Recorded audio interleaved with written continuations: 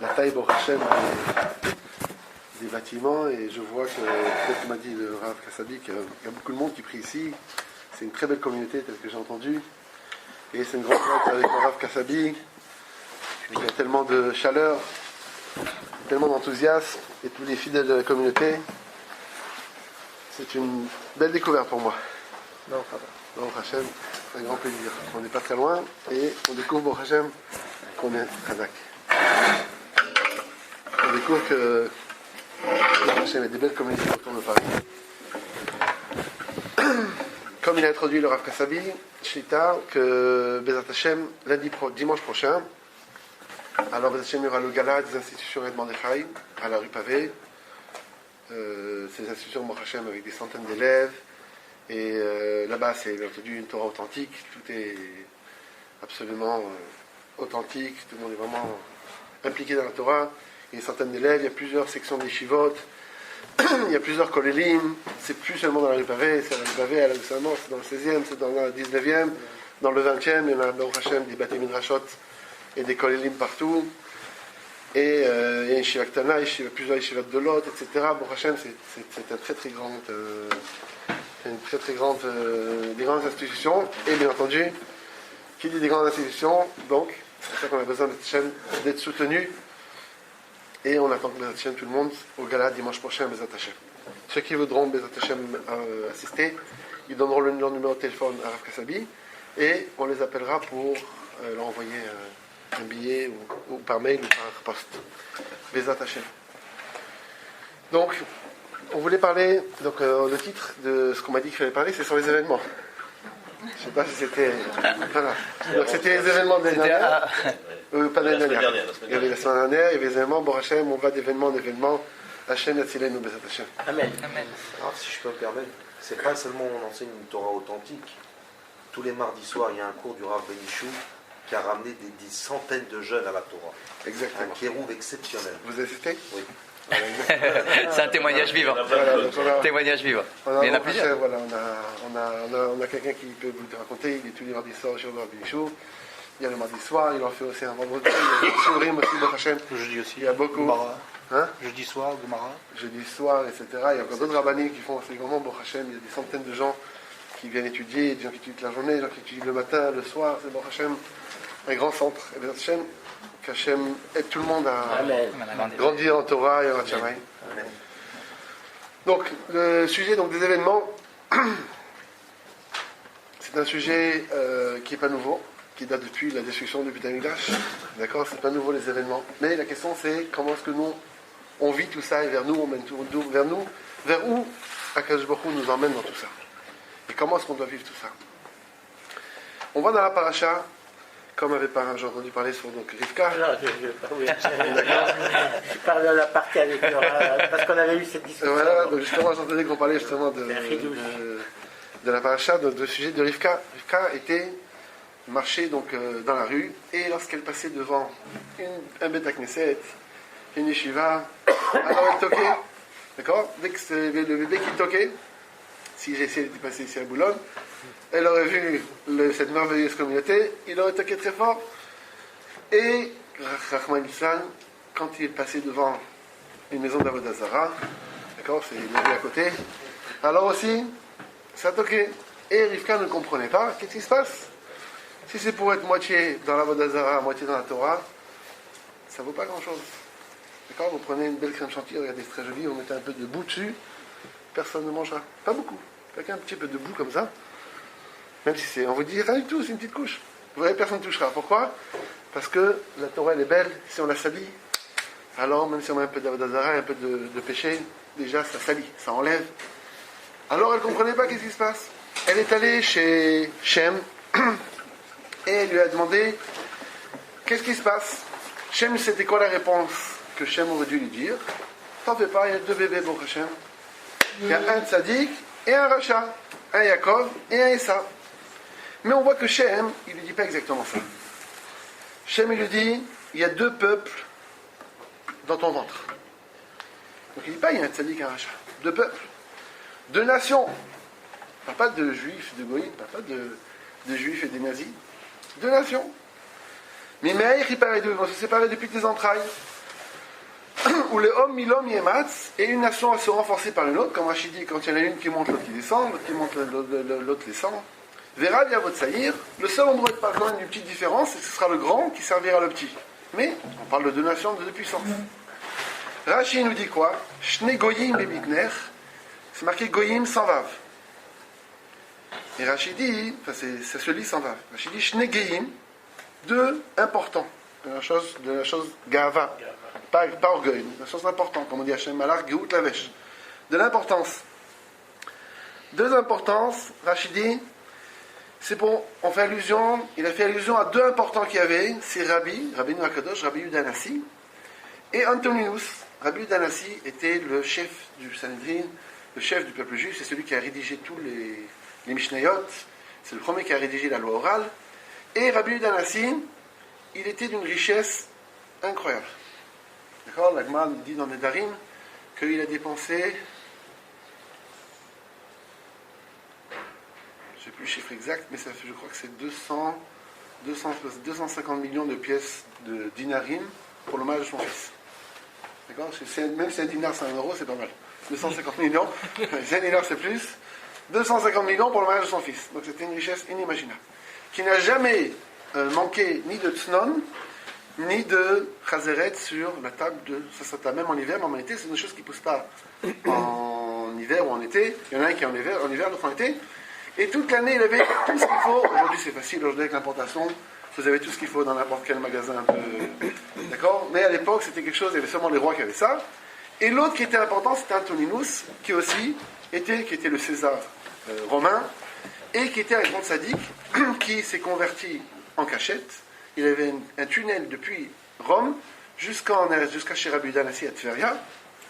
Quand ils n'ont pas encore découvert ce tunnel-là, s'il existe encore, il avait un tunnel qui arrivait directement à la maison de Rabbi Yehuda Hanassi. Il arrivait comme ça en cachette et il restait pendant quelques moments étudier avec Rabbi Yehuda Hanassi. Après, il retournait chez lui. Et à Rome, tout le monde le prenait pour un goy. Et c'était un grand sadique. Qu'est-ce qu'il répond donc? Qu'il y a deux tzadikim, Rabbi Yehuda Hanassi, qui était d'une richesse incroyable, qui était le prince d'Israël, Antoninus, qui était le César des Romains. Et donc c'est ça qui répond. Apparemment, c'était pas la question de Rivka. Rivka n'attendait pas de savoir s'il y avait un grand sadique et riche et puissant chez Jacob et un grand sadique riche et puissant chez Esav. Il aurait dû dire, voilà, il y a Mordechai et Haman. C'était ça la réponse. Il y a Jacob et Esav, Mordechai et Haman. Il y a Jacob Avinu et Amalek. D'accord? Donc Rivka aurait dû attendre une réponse qu'il y en a un positif et un négatif. Et qu'est-ce qu'elle lui dit? Non. Deux puissances, deux grandes sadikim. Donc, ce n'est pas la réponse à la question de Rivka. Elle veut savoir pourquoi est-ce que, lorsqu'elle passe devant une choule, l'enfant veut sortir. Lorsqu'elle passe devant la Vodazara, il veut sortir. Réponse, un tzadik rachano. Deux tzadikim, deux puissances, deux nations. Donc, apparemment, il n'a pas répondu à la question. On voit aussi dans la paracha, dans la suite, on voit lorsque Yaakov Avinu est allé prendre les brachot chez Yitzhak Avinu. Alors, Yitzhak Avinu, c'est marqué... Vayara, Vayigash, Veishaklo, Vayara, Réar, Bogdav. Yitzhak Avinu, il a senti l'odeur bigadav de ses habits. Vayevaché, où il a béni. Vayomer, il lui a dit, Réar, béni. Regarde l'odeur de mon fils, il a parlé à Kadosh Baruch Hu, regarde l'odeur de mon fils. Qui est Réar Hasadeh, qui a l'odeur du champ, c'est le Gan Eden. Hachab, Hashem, le champ qui était béni par Hachem, c'est le Gan Eden. Regarde l'odeur qu'il a, mon fils. Donc il a beaucoup aimé l'odeur de Yaakov Avinu, il pensait que c'était Esav, et il a béni Vitel Necha, il a donné toutes les bénédictions. L'Agma nous dit, c'est quoi l'odeur des habits qu'il a senti? Qu'est-ce que c'est l'odeur? L'Agma nous dit que ça fait allusion à Begadav, c'est les lettres de Bogdav. Bogdav, c'est les rebelles du peuple juif. Il a senti l'odeur des rebelles du peuple juif, il a dit, quelle bonne odeur. C'est quoi ces gens? C'est qui ces gens-là? Alors, il y a, l'Agma raconte avec Yosef Meshita. Yosef Meshita, c'était un juif, parce que les Romains sont arrivés pour détruire le temple. Ils ont voulu rentrer, ils ont eu peur, parce que tout le monde tremblait du Betamikdash dans le monde entier. D'accord? Les Goïms, c'est pas comme aujourd'hui les Arabes qui sont là-bas, ils font ce qu'ils veulent. Les Goïms tremblaient du Betamikdash, ils ont eu peur de rentrer. Ils ont dit à Juif, prends, le premier, tu sors quelque chose, ce que tu sortiras sera pour toi. Il est rentré, il a pris la menorah. C'était du pur or, etc. Il a pris pour lui. Ils ont dit, non, c'est pas pour toi, ça c'est pour le roi. Prends quelque chose de plus simple.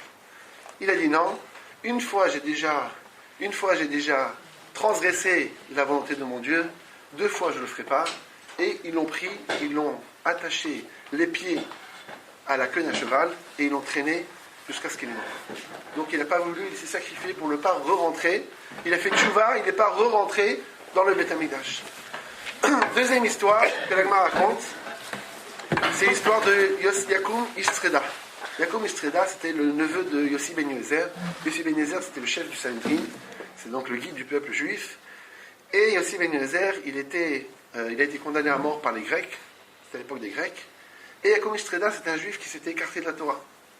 Et il a vu son oncle, Yossi Ben Yezer, qui était emmené pour être pendu. Et il dit, regarde, tu vois, tu fais la Torah, regarde ce qui t'est arrivé. Alors il a répondu, si déjà, toi tu crois que tu profites dans ce monde-là, alors plus forte raison, moi qui fais la Torah et les mitzvot, je profiterai dans le monde futur. Et il dit, oui, mais tu vas mourir. Il dit, si déjà, moi je vais mourir alors que je fais la Torah et les mitzvot. Alors toi qui fais pas la Torah et les mitzvot, tu sais pas ce qu'il va t'avoir. Là, il a été pris par ce qu'il a dit. Et il a décidé qu'il doit réparer toutes ses fautes et qu'il s'est fait les 4 morts du Bedin. Les 4 morts du Bedin, c'est soit il y a des gens qui font des péchés qui se font couper la tête, d'autres qui sont étranglés, d'autres qui sont brûlés, et d'autres qui se font lapider. Alors qu'est-ce qu'il a fait? Il s'est mis une corde qui s'est accrochée à un arbre, et ça l'a étranglé, et il a fait que la corde elle se craque, et il avait préparé un feu en dessous, avec une épée, comme ça il est tombé, il s'est fait lapider, il est tombé sur l'épée, il s'est fait tuer par l'épée, et il s'est fait brûler. Il s'est fait les 4 morts du Bedin, et il est mort. Et Yossi Ben Yezer a dit, mon neveu, Yakum Istreda m'a devancé au Olam Haba. C'est-à-dire que sa tchouva a été acceptée du ciel et il est monté comme un tzaddik dans le ciel. Lorsque Yitzhak Avinu a senti ces gens-là, il a vu par Ruach HaKodesh, il a dit ça c'est la bonne odeur. La bonne odeur de Yaakov Avinu, des gens qui ont péché et qui ensuite ils reviennent entièrement et qu'ils ont le même mérite que des tzaddikim. La question qui se pose, que les Mefarshim demandent, c'est pourquoi est-ce que Yitzhak Avinu il a besoin de sentir spécialement ces cas exceptionnels? Pourquoi ils ne sont pas des gens tzaddikim Baruch Hashem, qui font la Torah, les mitzvot, qui ont une odeur, bien entendu, pour ceux qui savent sentir, une odeur extraordinaire, et etc. Pourquoi il a besoin de sentir ces cas un peu compliqués, des gens qui sont mal comportés, qui ont fait tchouva? Pourquoi il est parti chercher là-bas? Il faut aussi comprendre en général, dans la généralité du comportement d'Yitzhak Avinu, pourquoi est-ce qu'il a tellement cherché à donner le brachot à Esav? Il y a plusieurs explications qui ont été données là-dessus, je ne vais pas m'attarder là-dessus, mais quoi qu'il en soit, il faut comprendre. Alors il y a l'explication du Khatam Sofer, donc aussi que celle de Rabbi Israël Salanter, qui va dans le même sens. C'est que Yitzhak Avinu pensait que le peuple juif serait composé des deux. Il y aurait Yaakov Avinu qui Ishtam Shevalim, qui fait qu'étudier la Torah. D'accord? Dans le peuple juif, il y a des gens qui font qu'étudier la Torah. C'est ceux qui représentent Issachar, ou le Shevet Lévi, la tribu d'Issachar, la tribu de Lévi, qui sont en train d'étudier toute la journée la Torah. Il y en a d'autres qui, comme Zevulun, ils travaillent, ils nourrissent, ils financent Issachar, c'est le contrat entre Issachar et Zevulun. Issachar, tous les tribus de Issachar sont en train d'étudier toute la journée. Zevulun, ils font du commerce et ils financent Issachar. Et les deux se partagent le mérite de l'étude de la Torah. Ou bien le Shevet Lévi, qu'ils sont toute la journée occupés à l'étude de la Torah, ou à la Voda du Betaïdash, et c'est tout le peuple juif qui les soutient et qui sont récompensés par le fait qu'ils soutiennent par le Maaser le Shevet Lévi. Donc il a vu que le peuple juif était partagé par ces deux parties, et il a voulu donner la partie de soutien qui va partager le mérite de l'étude de la Torah à Esav, et à Yaakov la partie d'étude, puisque c'était quelqu'un qui étudie. C'est pour ça qu'il a voulu donner les brachot physiques, la richesse, à Esav. C'est une explication, mais ce qui reste difficile à comprendre, c'est pourquoi ce qu'il a dit à Esav, Evekvir lachecha, tu seras le maître de ton frère, et tes frères vont se prosterner à toi. Donc pourquoi est-ce qu'il a voulu que Yaakov se prosterne à Esav? Donc si c'était juste seulement pour que Esav soutienne Yaakov, pourquoi il a voulu qu'il se prosterne à Esav? Pourquoi est-ce qu'il a voulu que Yaakov se prosterne à Esav? Donc il faut comprendre qu'est-ce qu'il a voulu Esav. Donc c'est vrai que Yitzhak n'avait peut-être pas compris le niveau de Esav, comment est-ce qu'il était vraiment un rachat, mais quand même il a bien vu que Yaakov Avinu c'était quelqu'un qui était toute la journée en train d'étudier la Torah, ça c'était quelqu'un qui passait son temps à chasser. Qu'est-ce qu'il a vu dans Esav tellement qu'il a poussé à lui donner toutes les bénédictions et le maître de Yaakov Avinu. Il y a encore d'autres explications, mais il faut quand même comprendre qu'est-ce qui s'est passé, pourquoi est-ce que Yitzhak a voulu mettre à l'avant plus Esav que Yaakov Avinu. Avant d'expliquer, donc on a posé 3 questions. Premièrement, pourquoi est-ce que Rivka n'a pas eu sa réponse? Rivka voulait dû attendre une réponse, qu'il y en a un tzaddik, un rachat, et il a répondu qu'il y a 2 tzaddikim. C'est pas la réponse à la question qu'elle avait. Deuxième question qu'on a demandé, c'est pourquoi est-ce que Yaakov Yitzhak Avinu a senti plutôt l'odeur de ceux qui se sont rebellés et qui ont fait tchouva, plutôt que des tzaddikim, normal, comme tous les juifs, qui font bien la Torah et les mitzvot. Et pourquoi est-ce que Yitzhak Avinu a voulu mettre en avant plus Yitzhak, plus Esav que Yaakov? Avant de répondre, on va remonter dans la page de la semaine dernière. On voit dans la page de la semaine dernière que Eliezer, il vient et il cherche une femme pour Yitzhak. Il cherchait une femme pour Yitzhak avec beaucoup de sacrifices, parce qu'il, comme Rachid nous dit, qu'il voulait marier Yitzhak à sa fille, sa propre fille. Et il a vraiment venu, il a dit, il n'en est pas question, et il est allé, il a pris Hachem qu'il a trouvé, et grâce à ça, il est arrivé à un très très haut niveau. C'est une des 7 personnes qui sont montées vivants au ciel.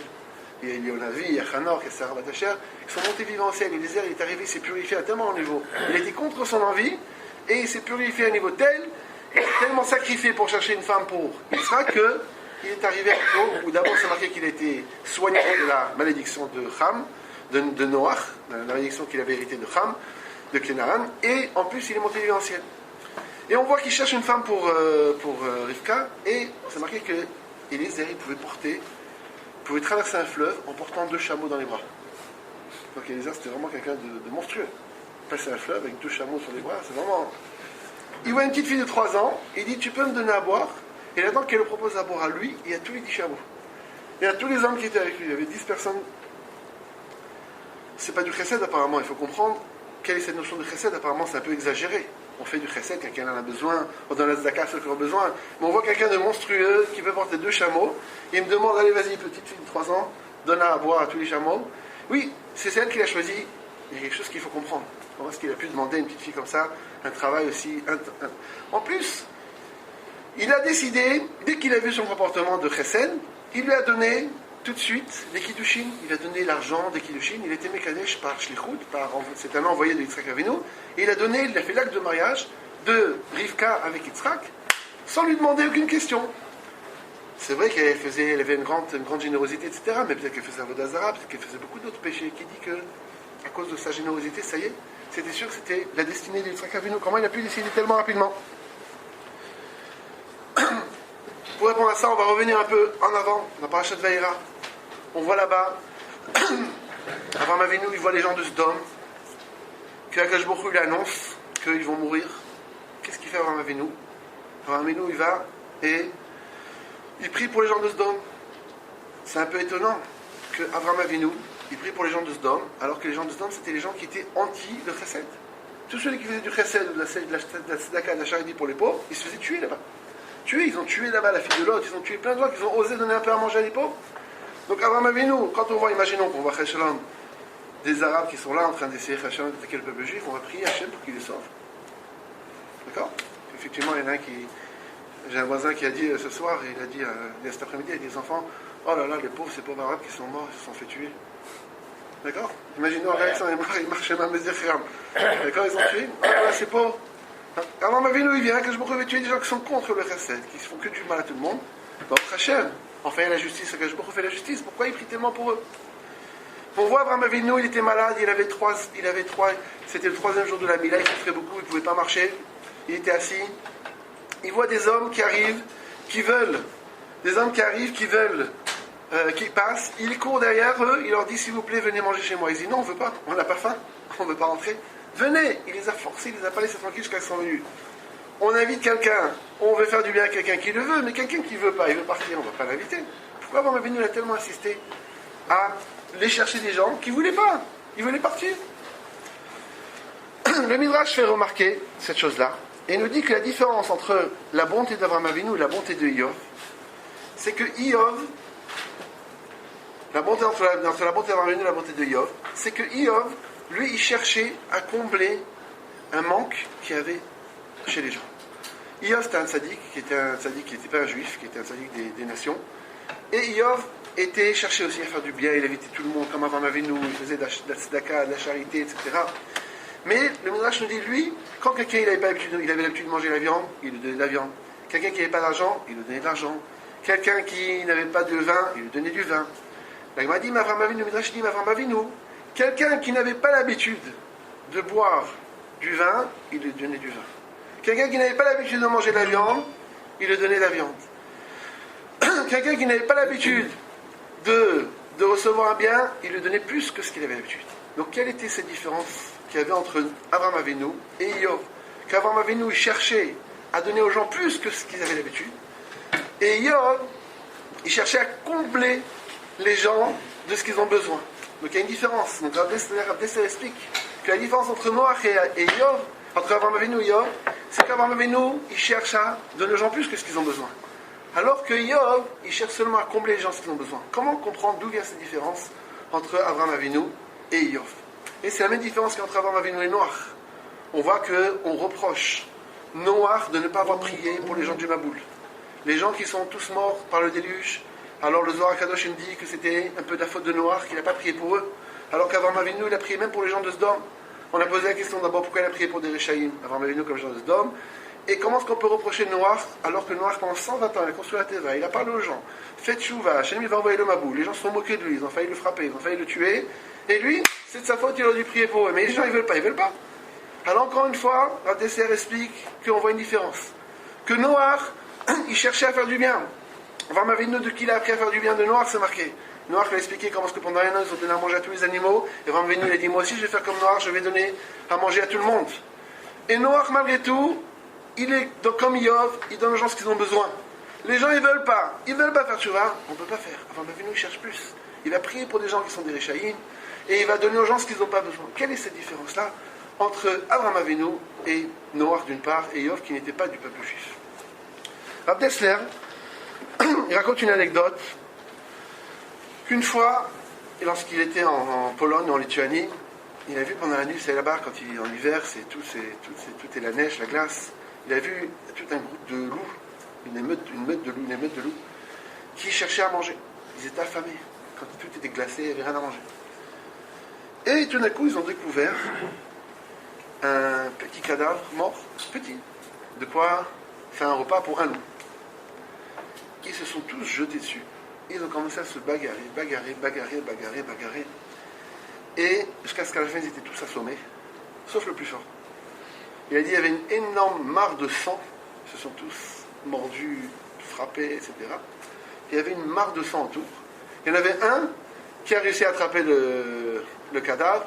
Il est parti avec. Et il avait du sang qui dégoulinait de tout son corps, parce qu'il a été bien mordu, frappé. Et il est parti. Il dit Rav Dessler, ça c'est une vision de gens qui cherchent à profiter d'un vie. Quand un homme il cherche à profiter de ce monde-là, comme ces loups-là, alors en fin de compte, s'il manque, ça commence à se disputer, à se crier, à s'énerver. Quand l'homme est dépendant d'un monde petit, comme ces loups-là, ils sont dépendants d'un petit cadavre, d'un petit gibier, de rien du tout, et ils vont s'entretuer pour ça. Il dit à Dessler, mais nous, on ne vit pas de ces choses-là. Nous, on vit de notre grande neshama qu'on a. On a une neshama très élevée. Ce qui fait qu'un homme, il peut être donneur. Il peut donner pas parce que, comme Iov ou Noach, parce que ça me fait mal de voir quelqu'un qui souffre, je veux le combler de ce qui lui manque. C'est parce que je veux aider l'autre, parce que l'autre aussi, c'est une grande neshama. Et je ne cherche pas à nourrir sa partie basse. Je cherche à nourrir sa partie élevée, qui n'a pas de fin et pas de limite à la grandeur à laquelle elle peut atteindre. Ça, c'est la différence, il explique Rav Dessler. Que Noach et Iov et le Moussag, même si c'était des grandes sadikim, mais chez les Goïm, ils ne vivent pas avec une grande neshama, ils ne sont pas conscients de la grandeur de leur âme pure par laquelle ils peuvent arriver à des niveaux et une vie extraordinaire dans ce monde-là, et sans parler de la vie qu'on pourra avoir dans le monde futur. Et même le monde physique qu'on a ici, ou le monde physique qu'on aura dans le monde futur, ce sont des mondes qui servent à la neshama. Et cette neshama, elle n'a pas de limite. Donc quand je vois quelqu'un d'autre, comme Abraham Avinu, je vais faire du bien à quelqu'un d'autre. Je ne vais pas lui faire du bien pour pas qu'il ait un manque, qu'il souffre de ce qui lui manque, c'est pas ça. Je vais faire du bien parce que je veux qu'il atteigne le niveau infini avec lequel il a été créé. B'Tselem Elokim, on a été créé à l'image d'Akadosh Baruch Hu, avec un niveau qu'on n'a pas d'idée. Combien on pourra creuser, combien on pourra chercher, combien on pourra essayer de se découvrir, on finira jamais. Jamais, un homme peut essayer de se découvrir dans ce monde-là, combien il arrivera, il verra que par rapport à ce qu'il est vraiment dans le monde futur, c'était rien du tout. Un homme, s'il cherche à se découvrir, c'est une neshama. C'est pas comme les loups, comme il dit Rav Dessler. C'est pas des loups qui, toute leur vie, c'est un gibier. Gibier pour des loups, pour nous c'est un peu d'argent ou un petit peu de choses comme ça. On va se bagarrer, se déchirer parce qu'un homme, il est dépendant de 1000 euros, 2000 euros, 10 000 euros, 100 000 ou 1 million d'euros, c'est pareil. C'est un petit morceau de cadavre à manger. Un homme, c'est une neshama infinie, il n'y a pas de fin. Il n'y a pas de limite à la grandeur de l'homme. Ce niveau-là, Abraham Avinu voulait le faire acquérir à tout le monde. Il voit un homme qui lui dit, j'ai pas faim. Je veux pas que tu viennes manger chez moi parce que tu as faim. Je veux que tu viennes manger chez moi parce que je vais t'élever à un niveau que tu connais pas. Je vais te donner du vin que tu connais pas. Je vais te donner à manger quelque chose que tu connais pas pour que tu réalises que ton niveau, c'est un niveau que tu connais pas. Tu ne te connais pas. Ça, c'est la différence entre Avraham Avinu et Iyov et Noach. Iyov, il veut donner à quelqu'un ce qu'il a besoin, c'est un sadique. Quelqu'un, il a faim, on lui donne à manger, c'est marqué qu'il y en a dessus qui n'avait pas d'habit. Mais ça, c'est pour pas que tu souffres. Avraham Avinu, c'est pas ça. Mon problème, c'est pas que tu souffres pas. Je veux que tu t'apprennes à découvrir que tu es une neshama beaucoup plus grande que ce que tu crois. C'est ça que Avraham Avinu voulait chercher. C'est pour ça qu'Avraham Avinu, contrairement à Noach, que Noach, il a vu les gens du déluge qui ne voulaient pas faire tchouva. Combien il va leur dire? Qu'est-ce qu'il va leur faire? Ils ont voulu le tuer, qu'est-ce qu'il va faire? Il va dire à Hachem de ne pas les détruire. Comment est-ce qu'il... Moi, je peux dire à Hachem de ne pas détruire des Arabes qui font des attentats. Comment je peux dire à Hachem? Ils ne veulent pas, on leur explique. Ils ne comprennent pas. Hachem, il va les punir, Bezat Hachem. D'accord? Non! Avraham Avinu, il va prier pour ces terroristes. Pourquoi? Parce qu'il sait que l'homme a été créé à l'image d'Akadosh Baruch Hu, et que chacun peut découvrir en lui ce niveau infini avec lequel Akadosh Baruch Hu l'a créé. Et c'est ça qu'Avraham Avinu va chercher. C'est ça. Les Goïms, ils n'ont pas de Neshama. Avant l'âme Israël, oui. Maintenant, c'est nous qui avons pris le Neshama, et eux ils doivent se convertir pour l'avoir. D'accord? Mais avant qu'il y avait cette division entre les Goïms et les Juifs, depuis Matan Torah, c'est nous qui avons le Neshama. Mais entre nous aussi, c'est pareil, des gens qui peuvent être méchants, qui peuvent être mauvais. La différence entre le comportement de Noach, c'est d'essayer d'aider quelqu'un qui a besoin. Avraham Avinu, c'est essayer de faire découvrir un niveau que tu connais pas. Tu te connais pas. Le Midrash raconte. Donc Avraham Avinu, c'est ça qu'il a prié. Il a dit, mais ces gens de Sodome-là, c'est vrai, ils sont mauvais, mais ils ne se connaissent pas. Peut-être qu'on peut faire quelque chose pour les faire tchouva, pour leur faire découvrir la grande Neshama. Comme a fait remarquer comme vous avez fait remarquer que avant, c'est vrai que tout le monde avait une neshama potentielle. Depuis qu'il y a le peuple juif, celui qui veut accéder à sa neshama, il doit se convertir. Sans ça, il n'a pas accès à la neshama. La carte bancaire, elle ne marche pas. D'accord? On va revenir. Il y a un midrash qui raconte. Un homme, un juif, était de passage dans une ville, dans une synagogue. Imaginez-vous, Shabbat matin, vous voyez un juif qui arrive. C'est une histoire que le midrash raconte. Il arrive dans la synagogue habillé comme Rabbi Ovadia Yosef Zecher Tzadik Livracha. Avec la tunique, comme ça. Tout de suite, le Rav, il arrive, il le fait asseoir, etc. Avec la tunique, vous connaissez, la tunique comme ça. Alors, c'était Rabbi Yanaï. Rabbi Yanaï, il a vu un homme qui arrive, habillé comme ça, avec une tenue de gars de la Dor, du plus grande génération. Ah, quel invité. D'accord, aujourd'hui, c'est sûr qu'il ne viendra pas sans qu'on soit au courant. On s'en trouve sur les affiches, mais à l'époque, c'était moins. Vous savez qu'à l'époque, il y a des sadikim qui faisaient des galoutes. Ils partaient, les grands de Vilna, beaucoup de sadikim qui partaient en galoute. Dans leur ville, c'était le gars de la Dor, et après en galoute, on ne les connaissait pas. Si quelqu'un découvrait c'était qui, on savait, mais ils n'avaient pas les photos comme nous. Donc à l'époque, on pouvait voir quelqu'un comme ça, on s'est dit. Et ça, c'est un grand rave, il l'a invité chez lui, il a préparé un grand repas, il a fait venir tout le monde pour écouter des Torah. Et pendant le repas, il dit au rave, après qu'il a préparé un repas majestueux, il dit au rave, écoutez, dites-nous des paroles de Torah. Je ne connais pas. Ah, excusez-nous. Peut-être que vous pouvez dire des halachot, peut-être. Je ne connais pas d'halachot. Bon. Excusez-nous. Peut-être que vous pouvez nous dire, vous pouvez nous lire un peu d'Aparacha ou un peu de Midrashim. Je ne connais pas. Je ne connais pas ni l'Aparacha, un peu de Navi. Je ne connais rien du tout. Bon, il a vu qu'il s'était fait avoir. Avoir par un rigolo qui s'habille comme ça, qui se fait passer pour le grand de la génération et qu'il ne connaît rien du tout. À la fin, il dit, bon, écoutez, est-ce que vous pouvez au moins nous faire le Birkat Hamazon? Parce qu'à l'époque, c'était l'invité qui fait le Birkat Hamazon. Il dit, je ne sais pas faire le Birkat Hamazon. Bon, Rabbi Yanaï, il dit que cet homme-là, il faut l'apprendre un pied de leçon parce qu'il ne va pas faire ça le coup partout. D'accord? Il va nous faire, on va lui préparer un grand repas, un festin, tout le monde va venir, etc. Et il va faire ça partout. Il a dit, écoute, répète après moi, un chien a mangé mon repas. Qu'ils comprennent bien qu'on ne fait pas le rigolo partout. Il a entendu ça. Il s'est levé. Il a attrapé Rabbi Yanaï par le cou. Il a crié, espèce de voleur! Espèce de voleur! Rabbi Yanaï dit, moi voleur? Shalom, je t'ai rien volé. Espèce de voleur! Quoi voleur? Dis-moi, qu'est-ce qui se passe? Regarde, je connais rien du tout, c'est vrai. Mais une chose je sais, une fois je suis passé à côté de l'école, j'ai entendu les enfants qui disaient Torah tziva lanu, Moshe, Moracha, Kelat Yaakov. La Torah, qu'Akadosh Baruch Hu nous l'a ordonné, Moshe Rabbeinu, Torah tziva lanu, Moshe Rabbeinu nous a ordonné la Torah. Moracha, c'est l'héritage, Kelat Yaakov et la tribu de Yaakov. La Torah, c'est mon héritage. Et tu m'as pris pour un chien. La Torah, c'est mon héritage. Ah, mais il a raison. Il a raison. C'est vrai qu'il ne connaît rien, il s'est fait avec la Torah, mais il a l'héritage de la Torah. Il explique Rabbi Yehucham, le mashguer de Mir, Zecher Tzadik Livracha, Rabbi Yehucham Levovitz. Rabbi Yochanan Leibovitch, il explique, c'était le Mashgar de Lyon en Lituanie, il explique que, imaginons un bébé, il y a le plus grand milliardaire du monde. Chai Shalom, il est mort tout jeune, et il a laissé un fils unique qui a 2 mois. C'est qui le plus grand milliardaire du monde? C'est un bébé qui a 2 mois. À part le goût du lait, il ne sait rien du tout, il ne connaît rien du tout. C'est quoi du lait, c'est tout. Et pourtant, c'est l'homme le plus riche du monde. Pourquoi il est le plus riche du monde? Parce que dans la banque, il y a des milliards qui sont à lui. Mais il s'est passé quoi? C'est pareil. Moracha Keilat Yaakov, c'est-à-dire que chaque juif, il a hérité tous les niveaux de la Torah, que nous, on ne peut même pas s'imaginer. D'accord? Tout ce que vous pouvez lire, le Zohar Kadosh et tout, et les Malachim et tout ce qu'on peut lire, on a tout ça en nous, mais on est chacun à son niveau un peu comme des bébés qui ne connaissent pas la fortune qu'on a en banque. Mais au moins qu'on sache. Cet homme-là, c'est vrai qu'il se faisait passer pour de l'or. C'est vrai qu'il n'avait pas sa carte bancaire. Il ne savait pas comment on fait pour sortir l'argent. Mais une chose il savait, c'est qu'il avait des milliards en banque. C'était l'homme le plus riche du monde. Et ça, c'est vrai pour chaque juif. Chaque juif, même s'il ne connaît pas ce qu'il a en banque, même s'il ne connaît pas le code de sa carte bancaire, même s'il ne sait même pas où est sa carte bancaire, chacun, il va travailler pour sortir l'argent de son compte en banque. Mais chaque juif, il a moracha, l'héritage, Keilat Yaakov, qui a un héritage infiniment inimaginable. Effectivement, c'est marqué que chaque bébé, dans le ventre de sa mère, il apprend toute la Torah. Toute la Torah. Tout ce que vous avez pu lire, tout ce que vous lirez, tout ce qui est écrit dans toute la Torah, chacun avant de naître, on connaissait tout. Tout. Est-ce qu'un homme, un jour, dans sa vie, pourra rattraper et retrouver tout ce qu'il connaissait?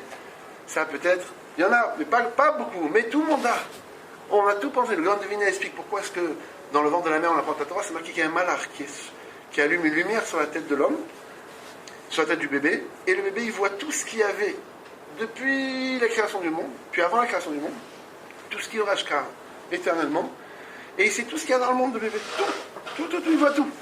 Tout. Vous pouvez aller chez le plus grand rave, le plus grand prophète, personne connaît autant que le bébé. Que Moshe Rabbeinu qui connaît autant que le bébé. Tous, ce bébé-là, c'était nous tous, chacun d'entre nous. On est sortis, mais on a la fortune en banque. Il faut juste savoir comment la sortir. Ça, c'est ce qui nous a appris cet invité. Cet invité de Rabbi Yana, il nous a appris que chaque juif, il doit être conscient. Ça, c'est l'enseignement d'Avraham Avinu. Il doit être conscient qu'il a une grandeur infinie, tout ce qu'il peut imaginer, et imaginer, il n'a pas encore fini d'imaginer qui il est.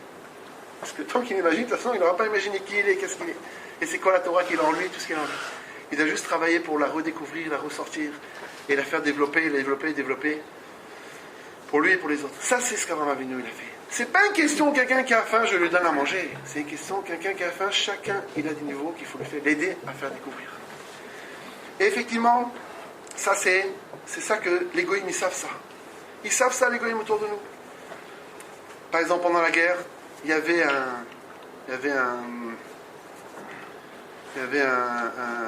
en Hongrie. Il y avait, Rahman Yitzhak, que Dieu nous en préserve, il y avait un juif qui était marié avec une non-juif. Et personne ne savait qu'il était juif. Les Allemands ils sont arrivés, ils l'ont sorti, ils l'ont dit, ils ont voulu le prendre pour le déporter dans les camps de concentration. Et la femme, la Goya, elle dit non, c'est pas un juif, vous êtes trompé, monsieur, c'est pas un juif. Non, on sait à qui on a affaire. Elle a commencé à dire c'est pas un juif, et lui c'est pas un juif, les juifs je ne connaissais pas. Alors il marchait moi, le nazi, il a dit amenez un Sefer Torah. Amenez un Sefer Torah. Il a amené un Sefer Torah, et il a donné les nazis. Prenez le Sefer Torah, jetez par terre, et sautez dessus. Il n'a pas bougé. Il est resté avec le Sefer Torah, ils l'ont tapé, il dégouline de sang, il n'a pas bougé. Le nazi, il a dit, vous voyez, moi je sais qui est juif, hein. Vous voyez, les goïms, ils savent c'est quoi un juif. Ils savent. Il a compris, le nazi, que je lui ai donné un Sefer Torah, le juif, il ne va pas le jeter par terre. Il savait. Il savait si c'est un goï, il va jeter le Sefer Torah. Si c'est un juif, il ne va pas le jeter par terre. Les goïms qui nous entourent, ils savent qui on est. Ils savent qui on est. Il y avait une fois à l'époque de Rabbi Natan Beshitz. C'était un très très grave, c'était à peu près il y a 350 ans. Rabbi Natan Beshitz, lui c'était connu qu'il savait, il avait beaucoup de conflits avec les curés. Et puis un jour ils en ont eu marre les curés parce que chaque fois qu'il avait des conflits avec les curés, il les ridiculisait. D'accord? C'était la rigolade, tout le monde savait, il parlait au tac, il arrivait à les casser comme on dit, et ils étaient tous ridiculisés. Ils en ont eu marre, ils sont allés chez le roi, écoutez, on ne veut plus avoir affaire avec ce juif-là, il est trop intelligent, donnez-nous un juif plus simple. D'accord, qui tu cherches? Ils sont partis chercher le cocher. À l'époque, le cocher, c'était pas le juif le plus érudit. Ils ont appelé le cocher. Et le cocher, ils ont dit, qu'est-ce que vous voulez? Voilà, on va te faire discuter avec le curé. Bon, qu'est-ce qu'il va faire? Alors le curé commence, il dit au cocher, écoutez, je vous propose une très belle affaire. Vous allez devenir le cocher privé du roi. On va vous donner un palais. On va vous habiller comme des gens de la cour royale, comme des rois. Et on va vous donner une fortune. Mais une chose, on va vous demander, c'est vous et votre famille, vous allez vous tremper dans le fleuve et vous vous baptisez pour le christianisme, vous vous convertissez au christianisme. Le juif, il a crié Chas de Shalom, un sourd. Il dit, attendez, regardez comment est-ce que vous vivez misérablement. Vous êtes dans une pauvreté, vous avez à peine de quoi manger, vous travaillez dur le jour, la nuit. Moi, je vous propose la fortune, avec un truc, avec un petit travail à faire. Je vous demande juste de vous convertir, c'est tout. Le juif, il a dit, écoutez, je vais vous expliquer, monsieur le curé. Mon père, c'était un cocher. Il m'a appris un enseignement. Il m'a dit, si quelqu'un il vient avec un gros cheval, très fort, beau, et il vous dit, j'échange mon cheval contre le cheval du cocher, qui était un petit cheval tout petit, tout maigre, il était pauvre. Alors, est-ce que tu le prends ou tu le prends pas? Le fils, il a dit, bien sûr. Alors, le cocher, il dit au curé, mon père m'a dit, tu le prends pas. Pourquoi? Parce que si il te propose un gros cheval comme ça contre un petit cheval, c'est que son cheval, il est malade. S'il n'était pas malade, son cheval, il n'aurait pas échangé contre le tien. C'est logique. D'accord? Il ne va pas échanger un énorme cheval, très fort, très beau, c'est qu'il est malade. Si jamais il vient et te propose un cheval de la même taille, aussi, la même chose, tu ne prends pas. C'est que s'il te propose quelque chose qui est de la même valeur, c'est qu'il est malade, son cheval. S'il te propose un cheval et qu'il veut que tu payes très cher pour son cheval, tu peux l'acheter, c'est que c'est un bon cheval. Il a dit, écoutez, monsieur cocher, regardez, moi je suis un pauvre cocher, j'ai rien du tout. Vous êtes proche du roi, vous avez de la fortune, et je vois que vous êtes prêt à échanger toute votre fortune pour un petit juif simple comme moi. C'est que vous êtes malade et que c'est chez nous qu'il y a le bonheur. D'accord? C'est que vous avez tous compris la vérité, j'ai pas besoin de discuter avec vous. Il l'a cassé encore une fois. Donc, c'est qu'ils ont compris. Qu'est-ce qu'ils nous cherchent? Qu'est-ce qu'ils nous cherchent? Qu'est-ce qu'on a, nous? Qu'est-ce qu'on a? On n'a rien du tout, on est poursuivis depuis déjà 2000 ans. Non, ils savent. Où est le bonheur? Où est le Hémet? Où est la grandeur de l'homme? Où est la vérité? Ils savent que c'est chez nous. Il n'y a que chez nous qui vont la chercher. Ils vont nous proposer tout ce qu'ils ont pour nous attaquer, pour nous de toutes les manières, de bonnes ou de mauvaises. Mais ils savent que la vérité, c'est chez nous. Ça, c'est ce que l'enseignement qu'il faut savoir de chaque juif, c'est ce qu'Avraham Avinu nous a transmis. Donc on avait posé la question, pourquoi est-ce que Avraham Avinu, il allait chercher les gens parce qu'il voulait leur faire découvrir la grandeur qu'ils ont. On a posé la question, pourquoi est-ce qu'Eliezer, il a compris que si Rivka, pourquoi Eliezer a demandé à Rivka un service qui n'est pas logique, de demander une petite fille. Il a voulu savoir, est-ce qu'elle est la pauvre est-ce qu'elle a la pitié d'un pauvre qu'elle va trouver, qui a besoin de manger, elle va lui donner à manger, c'est bien, mais c'est pas une preuve que c'est la femme de Yitzhak. C'est une gentille petite fille qui veut aider. La femme de Yitzhak, c'est une petite fille qui va voir un monsieur qui est capable de prendre 2 chameaux et de traverser le fleuve, qui a 10 chameaux. Mais elle veut aider, pas parce qu'on a besoin d'elle. Elle veut aider parce que sa vie, c'est de vouloir faire le bien aux autres, de faire grandir l'autre combien est-ce qu'il peut. J'aide l'autre pas parce que l'autre, il a besoin. J'aide l'autre parce que je peux essayer de le faire découvrir encore plus sa grandeur, encore plus de ce qu'il a besoin, même ce qu'il n'a pas besoin. Pour le bien de l'autre qui est infini, c'est infini le bien de l'autre. Si elle est capable de me dire, elle ne me répond pas, monsieur, cher monsieur, moi je suis toute petite fille, vous êtes un grand monsieur, vous ne pouvez pas tout ça. Non, elle a fait, elle a donné les chameaux. Il y a encore beaucoup de détails qui sont écrits là-bas. Sa propre, elle a compris ce que c'est que la grandeur de l'Inchama d'un homme. Ça, c'est la femme d'Israël, je n'ai pas besoin de chercher plus loin. Et avant de revenir, dans notre paracha,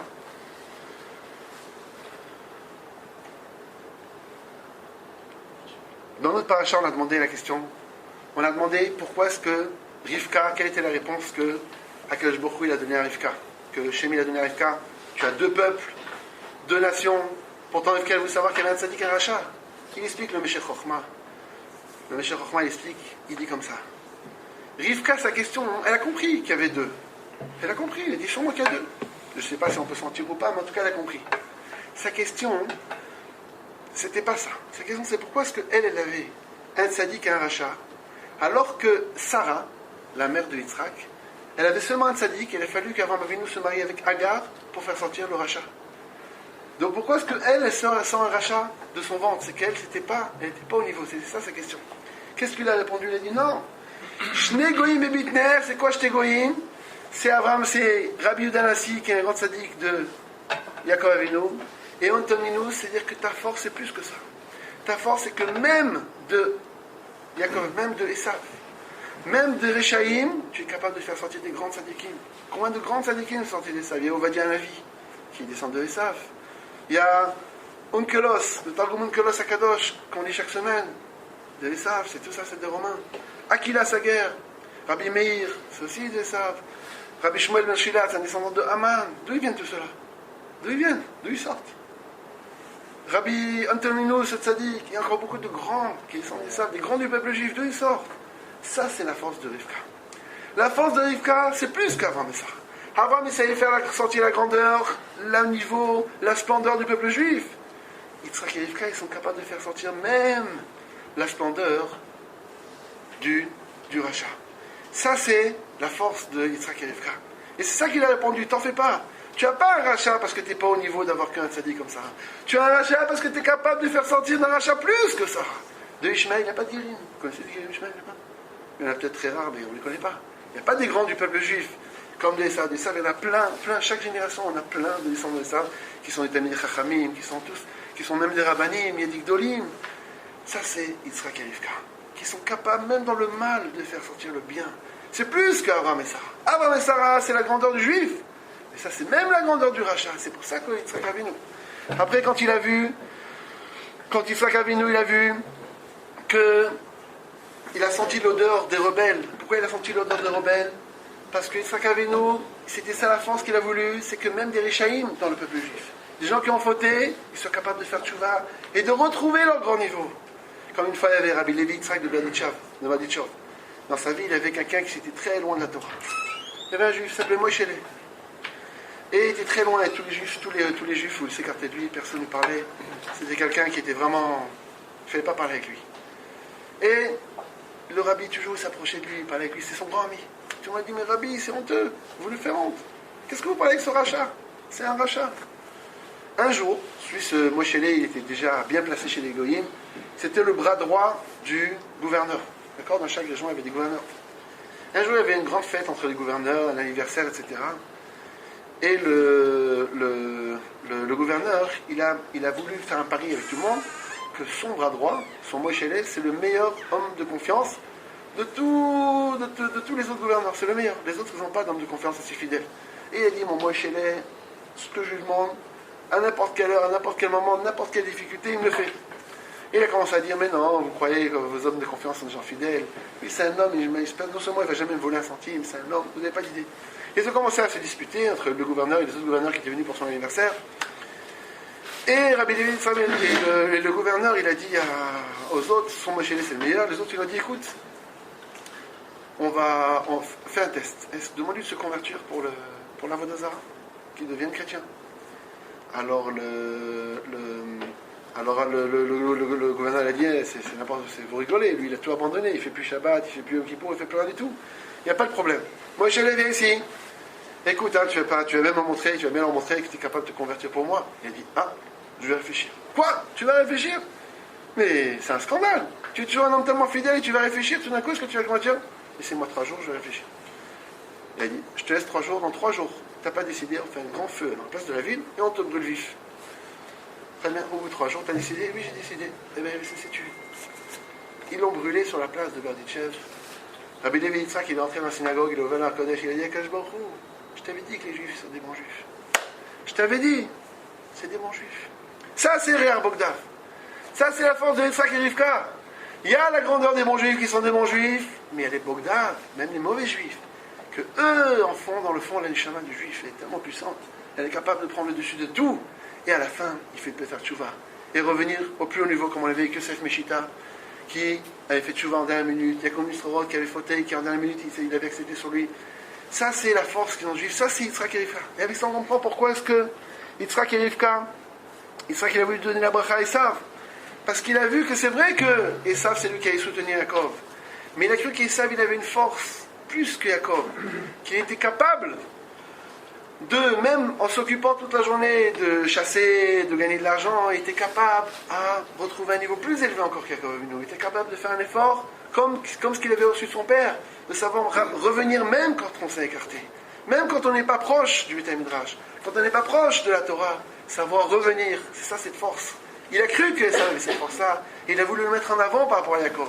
Parce que comme le Zohar dit que quelqu'un qui s'est écarté et qui revient, alors il est un plus haut niveau que quelqu'un qui était toujours. Bien entendu, personne ne prend le risque de s'écarter et revenir, parce que celui qui prend le risque de s'écarter, c'est marqué qu'il ne peut pas revenir. Mais si quelqu'un, la providence divine, l'a amené à s'écarter et qu'il s'est revenu, il arrive à une plus grande proximité avec Akadosh Baruch Hu.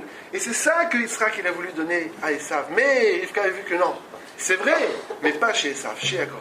Chez Yaakov, un juif, il s'écarte, alors il peut revenir encore à un plus grand niveau. Et ça, c'est la bracha qu'il a voulu nous donner Yitzhak.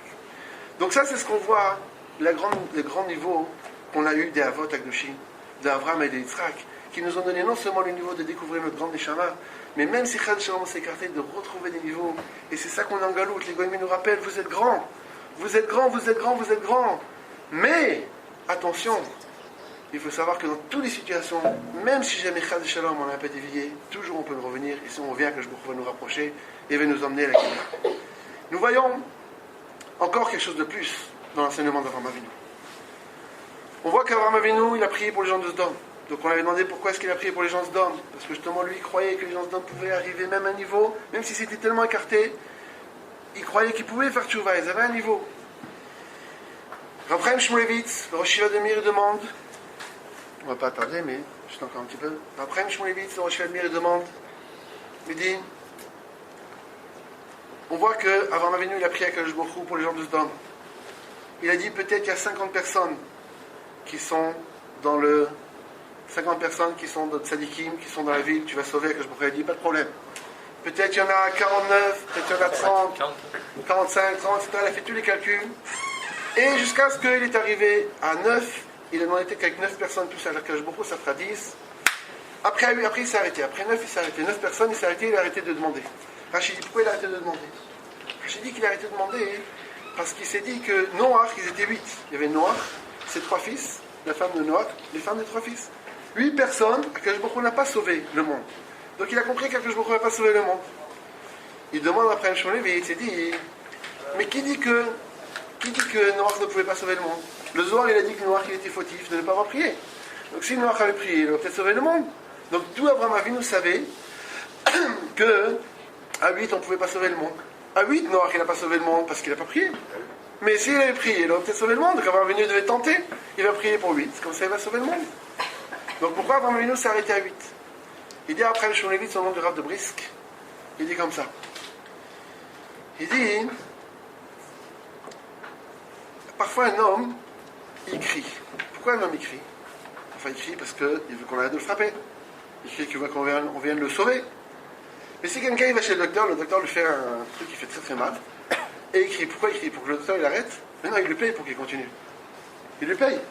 Le docteur il lui paye pour qu'il continue à faire mal, alors pourquoi il crie? Il dit parce que quand ça fait mal, on crie. On ne crie pas pour que les autres y réagissent. On crie parce que ça fait mal. Il dit c'est ça la différence entre la tefila d'Avraham Avinu et la tefila de Noach. C'est que Avraham Avinu, il n'a pas crié pour sauver les autres, comme on a dit. Noach, on a expliqué que Noach, il voulait aider les gens. Et là où il a vu que ça ne servait à rien, il n'a pas prié. Il savait que ça ne servait à rien. Noach, il savait, il a compris qu'Akadosh Baruch Hu, il ne changerait pas de décision. Donc pourquoi crier, pourquoi pleurer, pourquoi prier? Avraham Avinu, il savait qu'Akadosh Baruch Hu ne changerait pas de décision pour les gens de Sodome. Il savait que les gens de Sodome ne pourraient pas. Mais quand ça me fait mal, je crie. Je vois des gens qui souffrent. C'est pas seulement que je veux les aider, ça c'est un premier niveau. Mais ça me fait mal, aïe! J'ai mal, l'autre il souffre. J'ai mal. Comme explique Rabbi Ochamevovis, le Mashgar de Mir qu'on a cité tout à l'heure. Il dit que tout le peuple juif c'est une seule neshama. C'est une seule neshama. On est tous unis. Et quand quelqu'un souffre, ça doit nous faire mal à tous. Quand quelqu'un est heureux, ça nous rend tous heureux. On est une seule neshama. De même qu'Hachem il est un, c'est marqué Ata Echad, on dit dans la tefila de Mincha, on a dit Ata Echad Ishimcha Echad, on met qu'Amcha Israël Goy Echad Baret, c'est un seul peuple. On est unis. Et si jamais on a mal, il dit que Yov, par exemple, quand Yov il souffrait, ses amis sont venus parce qu'ils ont senti qu'il souffrait. Ça c'est le niveau qu'Avraham Avinu, il a plus que Noach ou Yov. Qu'Avraham Avinu, quand quelqu'un il a mal, les gens disent, c'est vrai que c'est des Rechaim, c'est vrai qu'Akadosh Baruch Hu ne changera pas, mais ça me fait mal. Je souffre du fait que l'autre il souffre. Comme on raconte sur le rabbi de Satmer, Rabbi Yoel de Satmer, Rabbi Yoel Tettelbaum, le grand rabbi de Satmer, Zichrono Livracha. Une fois, il y avait un juif qui est venu le voir, et il lui a dit qu'il est très pauvre, qu'il a des dettes, sa femme est très malade, ses enfants sont malades, il a des dettes à plus finir, il n'a pas de quoi payer, il n'a pas de quoi ci, pas de quoi ça. Le rabbi de Satmer, il a ouvert les tiroirs, plein d'argent, il a tout donné aux pauvres. Le shamash, l'homme qui est du shamash du rabbi, il rentre et il dit, il ouvre le tiroir, il dit, Rabbi, où est passé tout l'argent? Ah, il y a un monsieur qui va montrer lui là-bas, je lui ai donné tout l'argent, il m'a dit que le pauvre, il a des dettes, sa femme est malade, ses enfants sont malades, des malheurs à en plus finir, je lui ai donné tout l'argent. Mais Rabbi, il n'a pas de femme, il n'a pas d'enfant, c'est un gros menteur celui-là, pourquoi vous lui avez donné l'argent? Pourquoi vous lui avez donné l'argent? Le Rabbi, il l'a embrassé, il s'est levé, il l'a embrassé. Ah, je te remercie. Quoi vous m'embrassez? Je te remercie. J'étais malade, un juif qui souffre tellement, pourquoi que je m'en prie, il n'a pas pitié de lui, comment c'est possible? C'est pas vrai, bon, il a pris l'argent, pas l'argent, c'était pas le problème. Son problème, c'est un juif qui souffre. J'en étais malade, un juif qui souffre, bon, Hachem, c'est pas vrai. Il m'a volé, je sais pas combien il y avait là-bas dans le tiroir, une fortune, c'est pas grave. Un juif qui souffre, c'est pas vrai. Bon, Hachem, c'est pas vrai, il souffre pas. Il y avait le Chafetz Chaim, une fois qu'il y a un voleur qui est rentré chez lui, qui lui a volé, je sais pas c'était quoi, quelque chose en argent, ou des bijoux, ou les bougeoirs, ou quelque chose très cher, et il s'est enfui. Le Chafetz Chaim, il a couru après, il a dit attrapez-le, attrapez-le. Et tout le monde a couru derrière, ils l'ont attrapé, et lui il s'est mis à trembler, attrapez, va les prenez. Il a dit non, pas du tout, garde les bougeoirs. Il a dit je suis mochel, les bougeoirs sont à toi. Mais Rabbi, alors pourquoi vous m'avez couru derrière pour me dire que vous êtes mochel? Vous pouvez être mochel chez vous. Vous pouvez me courir derrière. Il a couru derrière, attrapez-le pour me dire que vous me donnez. C'est bon, vous auriez pu les rester chez vous, et je les aurais pris. Il a dit non, t'as pas compris. Je me suis dit peut-être que tu vas faire tchouva, tu vas vouloir me rendre. Après tu vas dire non, je vais pas le rendre, j'ai honte. Fois je vais aller chez Chafetz Chaim, puis je vais rendre des bougeoirs. Donc tu vas rester rachat. Je voulais maintenant que tu saches que tu peux faire tchouva, c'est à toi, tu n'as plus rien à faire tchouva, c'est bon. Tu peux faire tchouva tranquillement, et maintenant arrête de voler. Ça c'est le souci. Le souci c'est, qu'est-ce qui me tient à cœur? C'est l'autre, ou c'est mon argent comme on dit avec les loups? Mon argent, mon truc. Ça c'est les niveaux des tzadikim. Ça c'est ce qu'avant Avinu nous a appris. Avinu nous a appris qu'il a prié pour les gens quand il voit quelqu'un. Je souffre de voir que l'autre il souffre. Je souffre que l'autre n'est pas arrivé à son niveau.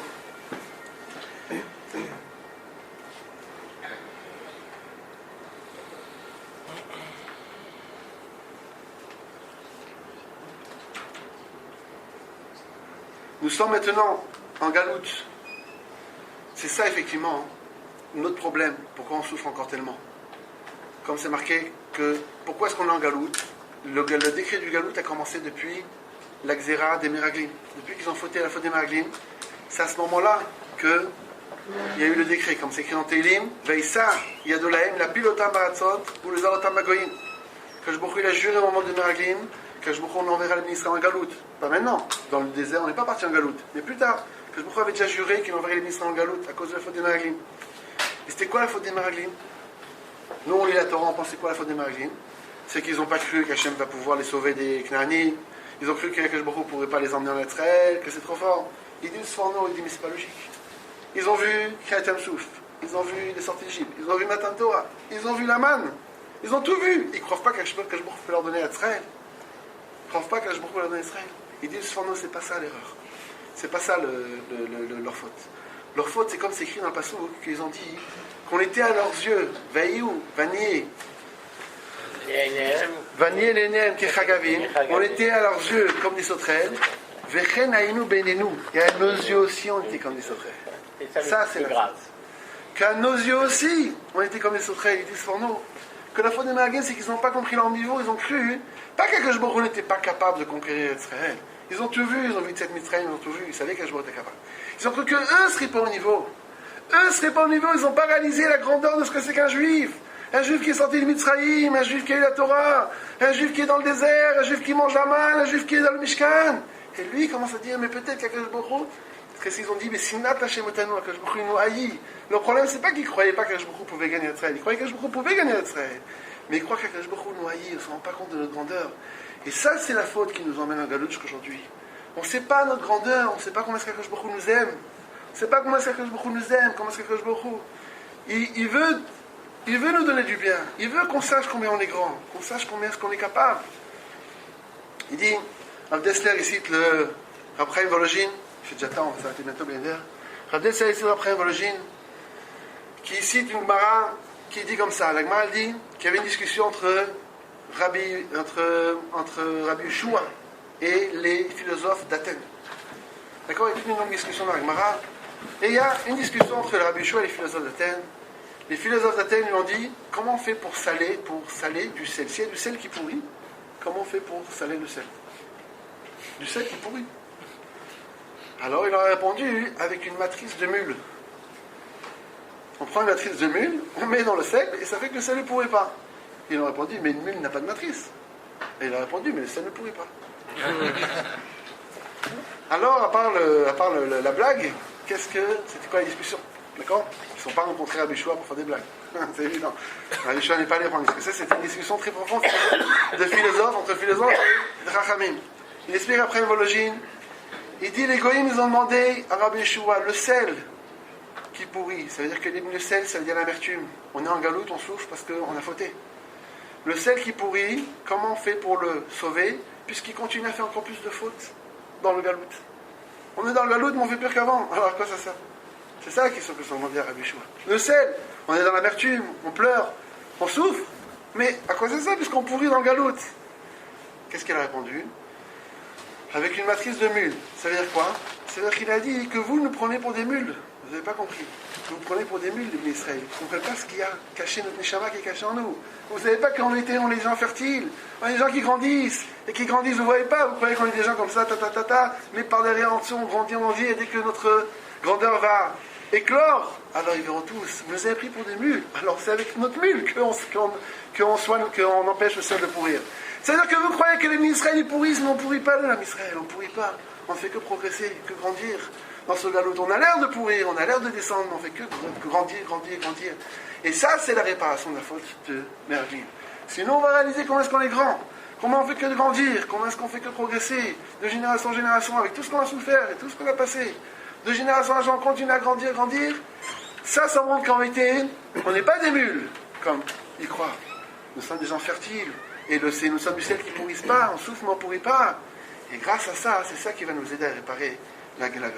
Donc ça, c'est ce qui nous reste à faire. Quand on est dans cette galoute-là, il y a toujours des histoires, il y en a toujours eu, mais notre travail, c'est de grandir, de savoir comment on est grand, de savoir l'héritage qu'on a, de savoir comment est-ce qu'Abraham Avinu nous a transmis la grandeur de chaque juif, de Yitzhak Avinu, même un juif qui a fauté, même un juif qui s'est écarté, lui il peut en faire toujours encore un plus grand niveau que le juif qui était toujours proche. Et de savoir comment est-ce qu'on s'aime, on est unis, on est une seule neshama tellement fort, tellement puissant. Si on a plus d'amour entre nous, plus de liaison entre nous, on s'aime, on se renforce dans notre neshama, c'est ça qui va donner la réponse à tous ceux qui savent, les goïms ils savent comment on l'a raconté, ils savent qu'on est grand, mais ils n'ont pas compris vraiment de quoi on a l'air et comment est-ce qu'on doit avoir l'air Bezat Hashem. Ce qui nous reste dans notre galoute, pour revenir au gala, il n'y a pas très longtemps, il y avait à Rome, avant que l'ancien pape est mort, il y avait à Rome, ils ont voulu vendre la menorah. Vous savez que là-bas il y a la menorah du Beth Amikdash. La menorah. Ils ont voulu la vendre. Il y a encore beaucoup de Kélim Nenash. Il y avait un grand rabbin d'Algérie, il s'appelait Rabbi Yankawa. Je ne sais pas combien de temps. Il est allé une fois, il a élevé le fils du roi italien qui était très malade, et il était rendu qu'il allait mourir, et lui il a béni, il a promis que le fils va mourir.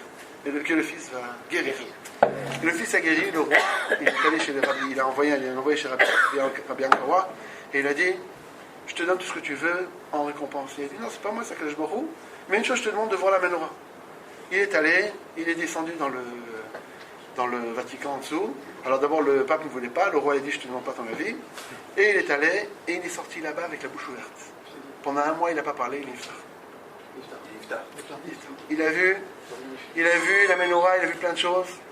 Ils ont voulu vendre la menorah il n'y a pas très longtemps. Et ils ont voulu demander à des grands riches américains et aussi en Europe. Il y avait un très riche français qui l'ont proposé. Il a demandé à mon père, au Rav Katchita, il a demandé